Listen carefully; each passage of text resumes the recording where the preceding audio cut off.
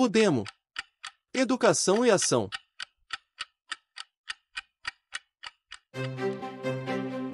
Concursos. Respeito. Condições de trabalho. Salários dignos. Isonomia, ativos e inativos.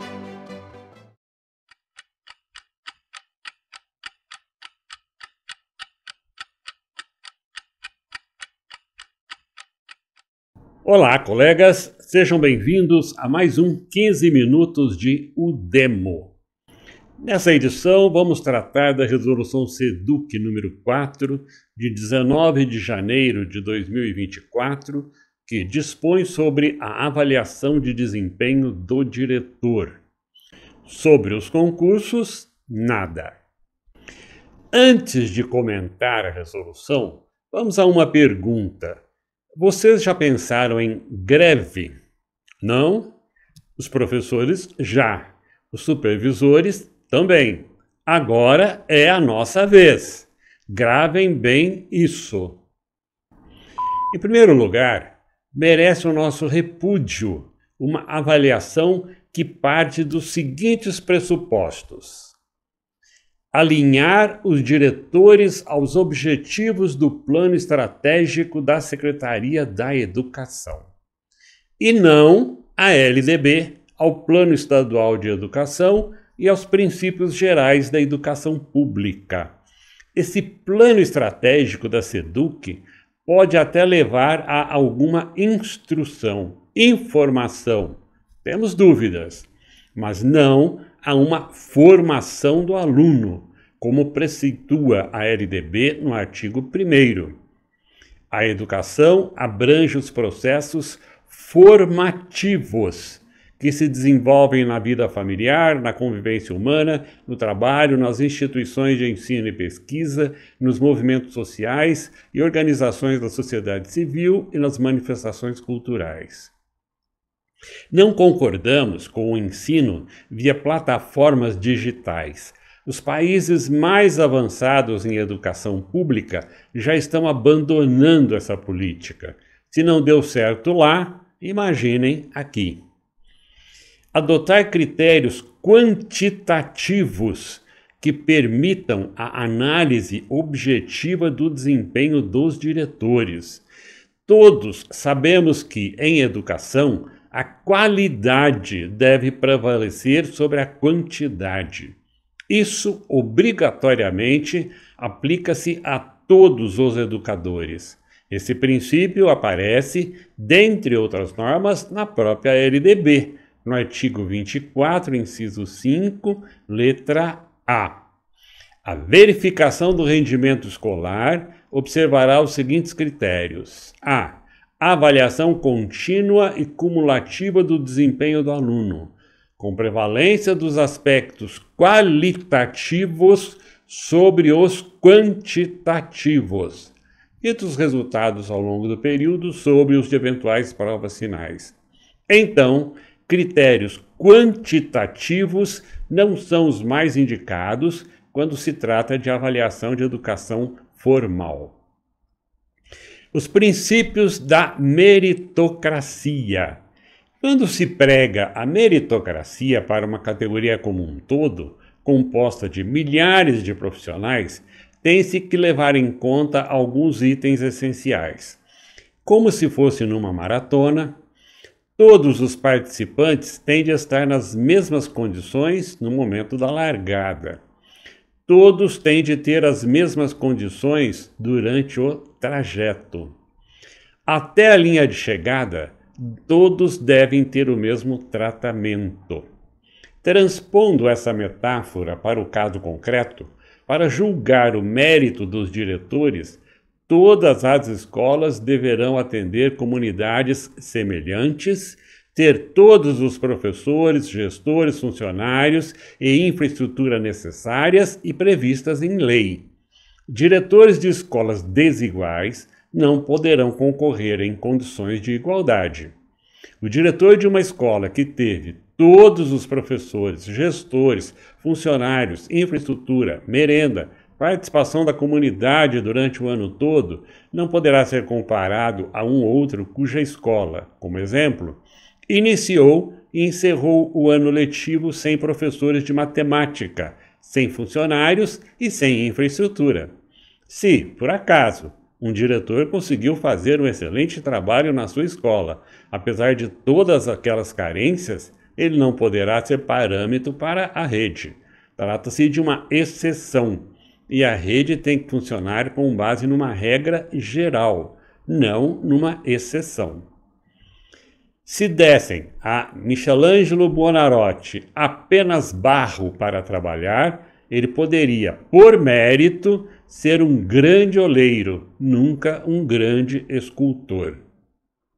Em resumo, os considerandos à resolução vão na linha do gerencialismo empresarial, desfocado da educação, valorizando tão somente materiais, fichas, gráficos, planilhas, o aspecto técnico, que deveria ser um meio, um apoio, e não o fim do ensino na escola pública. Por exemplo, qual seria o sentido de considerar excelente um diretor que diariamente realiza o apoio presencial em sala de aula? Todo dia ele estará presente em uma sala de aula, assistindo a uma aula cujo conteúdo ele desconhece totalmente. Em que isso apoiaria o professor? Em nada. O diretor tem condição de dar um feedback formativo após cada sessão? Não. Ele terá a colaboração dos professores para esse trabalho? Também não. Vocês da SEDUC não se esqueçam de que estão criando um exército de insatisfeitos e não de colaboradores na rede. Ainda, para cumprir essa meta, o diretor teria de negligenciar dezenas de outras obrigações pelas quais será cobrado pela diretoria de ensino e, não as cumprindo, ficará sujeito a processo administrativo disciplinar, com o que se deliciam muitos dirigentes. Pressupõe-se que o diretor estará liberado para cuidar apenas da parte pedagógica e do relacionamento com a comunidade, o que hoje, infelizmente, é uma utopia. A mensagem subliminar, que é passada por um dispositivo, o uso das plataformas digitais, parece ser o seguinte: o diretor deve cuidar com afinco para que o professor esteja usando o material da SEDUC, justificando-o. Afinal de contas, esse material foi adquirido das empresas ligadas ao secretário da Educação. É preciso justificá-lo. A SEDUC criou um clima de animosidade e insegurança na rede e, sem afetividade, não há aprendizagem. A SEDUC, principalmente através das diretorias de ensino, tem uma posição de afastamento dos seus colaboradores, supervisores, diretores e professores, esperando que, apesar disso, todos se dediquem de corpo e alma às propostas e determinações superiores. Não tem como funcionar. Autoritarismo, ameaças, sonegação de direitos, ausência de diálogo não motivam colaboradores, nem mesmo nas empresas que visam apenas lucro. A frequência escolar, ou seja, a frequência dos alunos, que nada tem a ver com o diretor, será um indicador da avaliação de desempenho. O diretor pode e deve colaborar na busca ativa dos alunos, mas isso não é responsabilidade dele. Para tanto, existe a assistência social, o conselho tutelar, o Ministério Público e até mesmo a vara da infância e da juventude. Se a SEDUC entende que isso é tarefa da escola, deveria acrescentar um profissional no módulo das unidades para cuidar basicamente desse problema.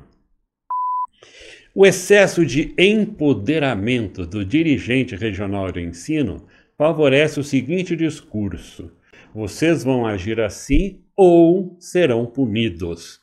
Quando deveria ser: vamos todos agir assim porque é o melhor para as nossas escolas, alunos e comunidade.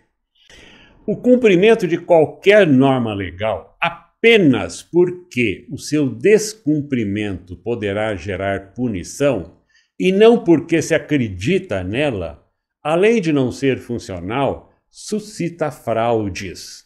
Exemplos claros disso na rede: lançar presença aos faltosos e considerar aprovados os reprovados, situação que é recorrente no final do ano letivo, por orientação dos próprios dirigentes, que afirmam que recebem instruções superiores.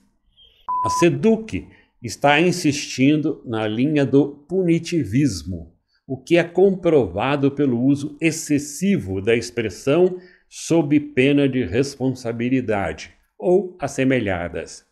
Além de desnecessárias, essas expressões visam apenas deixar claro quem manda e quem é obrigado a cumprir. São apenas ameaças típicas de quem, por não conhecer o assunto, por incompetência e por lhe faltar o bom senso, não tem condições de diálogo, debate, de convencimento. Então, vale o chicote. Tudo na mais perfeita contramão da educação. Por que essas expressões são desnecessárias? Porque elas já estão contempladas nas constituições. E em São Paulo, na Lei número 10.261 de 68, que é o Estatuto dos Servidores Públicos. Vejamos no artigo 241. São deveres do funcionário, agora servidor. 2. Cumprir as ordens superiores, representando quando forem manifestamente ilegais. Para cobrar do diretor tanta eficiência, a SEDUC teria de ser um exemplo de eficácia, e não o é. Estamos atualmente na 10ª versão das normas sobre atribuição de aulas ou classes, matéria que já deveria estar resolvida e pacificada em novembro do ano passado, como era a praxe.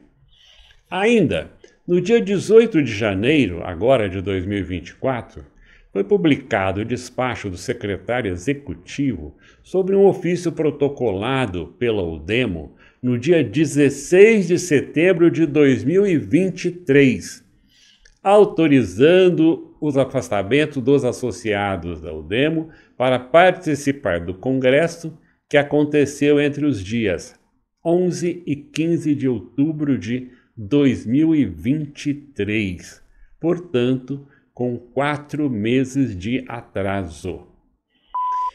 Em resumo, e lembrando palavras do economista Cláudio de Moura Castro, a SEDUC deveria se preocupar mais com o arroz com feijão bem temperado na educação, do que com plataformas digitais. Por arroz com feijão bem temperado, entenda-se módulos completos de professores e servidores, metodologia eficiente, professores bem formados e capacitados, infraestrutura das unidades escolares, segurança, remuneração suficiente e valorização dos profissionais da educação. Bem, mas não há nada positivo nessa resolução? Sim, há. É o parágrafo 1º do artigo 5º. Antes da aplicação dos procedimentos previstos nos incisos 1, 2 e 3, é necessário que o dirigente regional de ensino organize uma reunião com o diretor escolar, diretor de escola e o supervisor de ensino, supervisor educacional, responsável pela unidade escolar, para que seja feita uma apresentação de esclarecimentos, justificativas e discussão de possíveis medidas de aprimoramento em conjunto.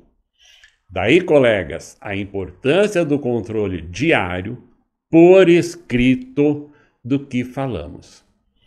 Esse será o material de defesa do diretor. Não percam a próxima edição, colegas, onde vamos falar sobre como agir e se defender contra todas essas ameaças absurdas, trabalhando com a supervisão, acionando o Conselho Tutelar e o Ministério Público, comunicando diariamente os problemas da unidade escolar à supervisão, aos dirigentes regionais, ao Conselho Tutelar e ao Ministério Público, as carências da escola, principalmente a falta de professores e funcionários.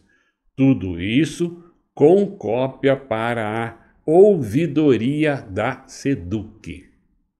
Falaremos também sobre os recursos administrativos e judiciais que nosso departamento jurídico colocará à disposição dos associados. Obrigado, colegas, pela atenção e até o próximo 15 minutos de O Demo. Não percam!